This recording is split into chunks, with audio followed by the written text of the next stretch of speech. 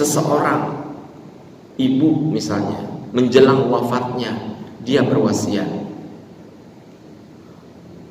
Setelah berwasiat sang ibu wafat, si ahli waris bersepakat untuk tidak melaksanakan wasiatnya. Ya, tidak melaksanakan wasiatnya. Khawatir mungkin bla bla bla bla bla. Nah, ini wasiat itu akan terhitung menjadi hutang. Hutang si ibu yang sudah wafat kepada Allah Subhanahu wa taala.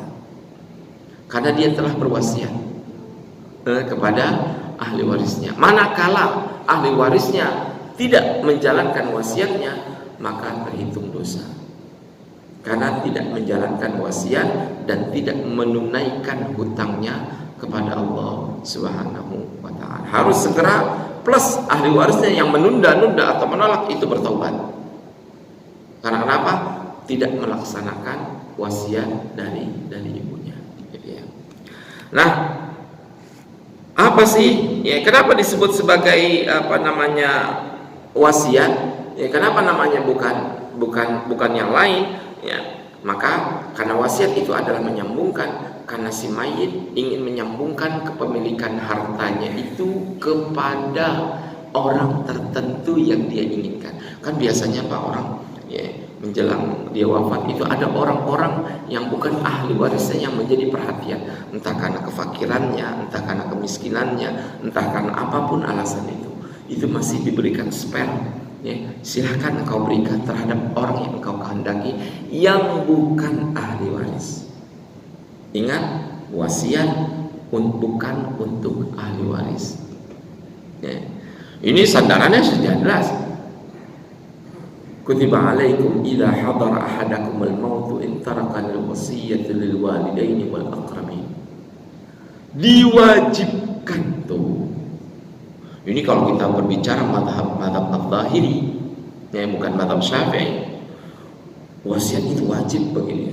Karena kenapa? Lafaznya itu adalah kutiba. Apa itu kutiba? Diwajibkan. Kalau dia tidak melaksanakan wasiat, maka dia berdosa. Ya. Makanya apa sih baiknya dalam bentuk wasiat itu? Ya apa aja. Wasiat tidak hanya terbentur kepada masalah harta. Wasiat untuk anak-anak bertakwa, untuk tidak lupa sholat, gitu ya, untuk tidak lupa melaksanakan apa yang diwajibkan oleh syariat, gitu ya. Nah, terkait dengan masalah wakaf, nah ini saya akan memberikan perbedaan yang sangat mencolok Pak ya. Ini soalnya kaitannya dengan amal kebaikan. Wasiat itu kan amal kebaikan, ya. Wakaf juga amal baik.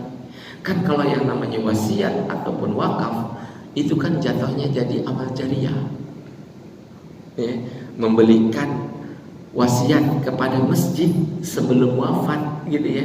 Ya tolong nanti sebagian hartanya itu beliin apa untuk masjid misalnya, gitu. Itu kan jadi amal jariah, ya, Pak. Selagi barang itu masih ada dan tidak punah, maka pahalanya pun akan mengalir sepanjang barang itu masih ada, ya, sampai hari kiamat. Begitu juga dengan wasiat, gitu ya.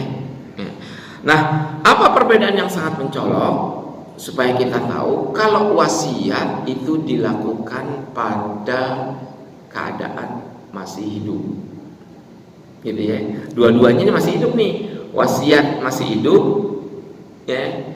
Tapi kepemilikannya, nah ini nih. Kan wasiat si bapak bilang sama anaknya, anak-anakku, nanti kalau aku wafat, ini waris engkau, kalian berhak untuk mendapatkan warisan. Tapi ada sebagian kecil yang aku sisihkan buat si fulan, karena aku lihat dia sangat membutuhkan hartanya.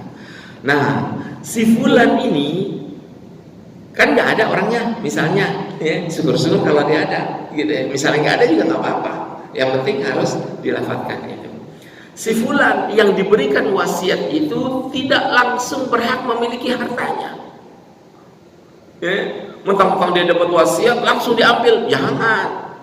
Ya, tamlikun mudhaf ila ma ba'dal maut. Yang namanya wasiat itu adalah kepemilikan yang bisa dimiliki setelah wafat. Jadi milikinnya itu setelah yang memberikan wasiat itu mati. Ya. Sebelum dia wafat nggak bisa miliki. Ya, mentang-mentang udah diwasit, oh jadi apa ini? Ya, dia nunggu mati, ini belum, nggak bisa. Kenapa? Karena yang namanya wasiat itu bisa berubah. Ketika berwasiat ini, ya, karena suatu hal dan kondisi ada kebutuhan yang sangat mendesak, maka terjadilah pembatalan wasiat. Boleh nggak? Boleh-boleh aja. Ya. Itu yang namanya wasiat. Jadi memiliki tingkat perbedaan yang sangat mencolok dengan wakaf. Wakaf kalau dia diniatin, apalagi sudah dilafadzkan dan diikrarkan, minta balik lagi nggak boleh. Kenapa? Kalau wasiat itu kepada orang dan belum selesai, kepemilikannya belum di tangan. Karena kenapa? Belum wafat. Kalau wakaf udah mengikrarkan, udah memberikan harta ataupun manfaat kepada dalam akad wakaf, itu siogianya dia sudah menyerahkan kepada Allah, ya, menyerahkan kepada kepemilikan kepada Allah, ya. Dan kalau udah milik yang Allah yang milikin, udah nggak bisa lagi ditarik, ya. Istilahnya jadi kayak borok sikutan nanti, ya. Teramat naif, sama kayak orang sedekah terus udah disampaikan terus dibalikin lagi. Ya, dalam syariat itu digambarkan seperti seorang anjing yang muntah ataupun makan, muntahannya itu dijilat lagi. Ini amat sangat menjijikkan maksud saya, gitu ya. Itu perbedaannya. Jadi kalau si fulan yang sudah diberikan wasiat, gitu ya, jangan sekali-kali menggunakan harta tersebut kecuali setelah wafat. Itu baru mutlak itu memilikinya. Ya. Boleh nggak dimanfaatkan? Ya silakan manfaatin, tapi izin. Karena kenapa?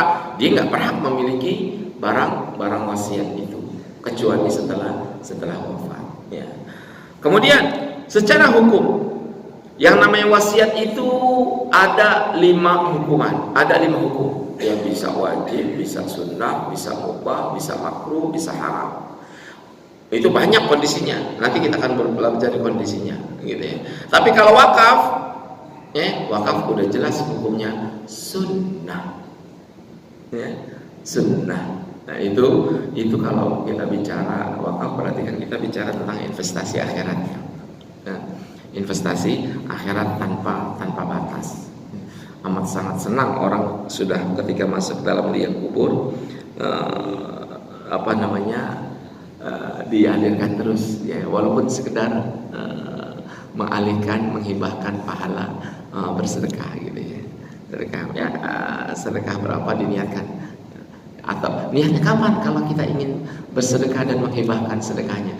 Boleh di awal, boleh di akhir, ya, boleh di awal, boleh di akhir. Misalnya kita sedekah gitu ya, untuk Masjid Al-Ikhlas sekian juta, ya, sebelum kita masukin ke amplop gitu, ya Allah aku niatkan ini sedekah buat al-maghfurlah atau al-maghfurlah fulan-fulan, ya, itu antara kita dengan Allah itu, ya, antara kita dengan yang di atas.